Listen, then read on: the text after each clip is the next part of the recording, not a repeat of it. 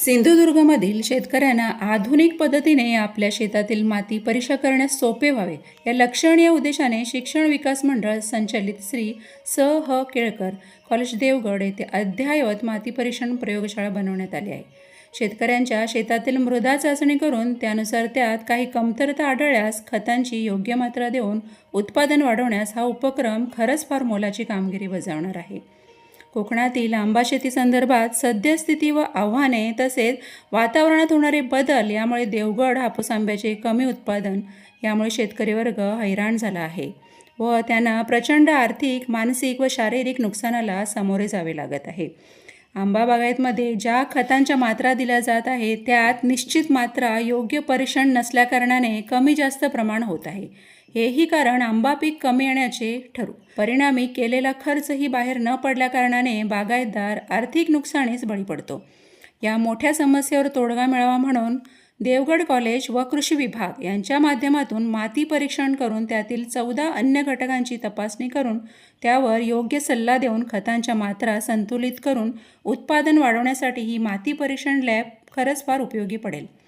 देवगड तालुक्यातील अशा प्रकारची शास्त्रीय पद्धतीने माती तपासणी यापूर्वी होत नव्हती, तर आता ह्या लॅबमुळे शेतकऱ्यांना खतांच्या योग्य मात्रा देणे सोपे होईल. माती परीक्षण अहवालानुसार खते देण्याचे मार्गदर्शन मिळत असल्यास हापूस आंबा उत्पादन वाढवण्यास खरंच मदत होईल. या प्रमुख उद्देशाने श्री स ह केळकर कॉलेज देवगड येथे 25 जून 2026 रोजी शेतकरी मेळावा भरवण्यात आला व आपल्या माती परीक्षण लॅबची शेतकऱ्यांना ओळख करून दिली. येथे शिक्षण विकास मंडळ देवगड संस्थेचे अध्यक्ष श्री जनार्दन तेली, सहसचिव श्री व्ही सी खडपकर, सहसचिव श्री तुकाराम तेली, प्राचार्य श्री कुन्नूर सर व मुख्य वक्ते कृषीतज्ञ प्राध्यापक श्री विनायक ठाकूर सर हे कार्यक्रमास उपस्थित होते. तसेच देवगडमधील प्रगतशील आंबा बागायतदार व अनेक शेतकरी येथे उपस्थित होते. मान्यवरांनी माती परीक्षण कशी उपयोगी ठरेल यांचे महत्त्व शेतकऱ्यांना पटवून दिले.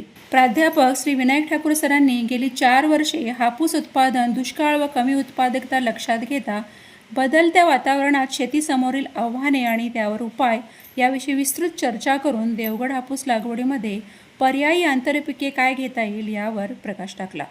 फळ पिके, भाजी पिके, मसाले पिके कोणती घेऊन आपलं उत्पादन वाढवू शकतो व ही पिके किती फायदेशीर आहेत याची सविस्तर चर्चा त्यांनी केली. देवगडच्या शेतकऱ्यांनी आंबा घनलागवडीकडे का वळावे व इस्रायल पद्धतीने घनलागवड कशी करता येईल यावर सविस्तर माहिती त्यांनी सांगितली.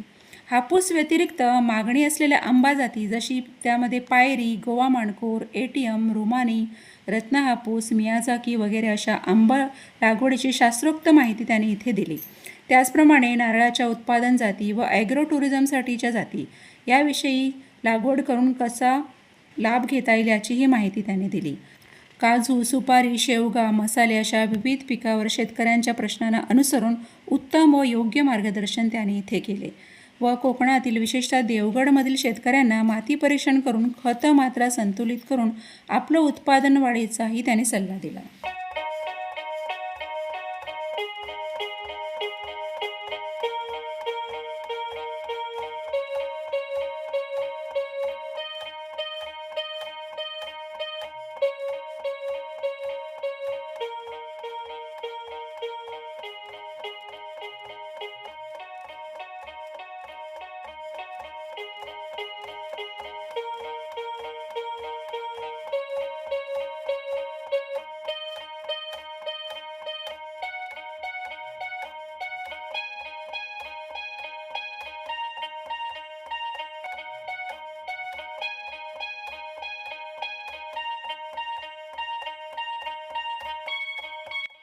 ज्या शेतकऱ्यांना आपल्या शेतातील माती परीक्षणाचा रिपोर्ट घेऊन योग्य सल्ला घ्यायचा असल्यास त्यांनी या क्रमांकावर संपर्क साधावा. धन्यवाद.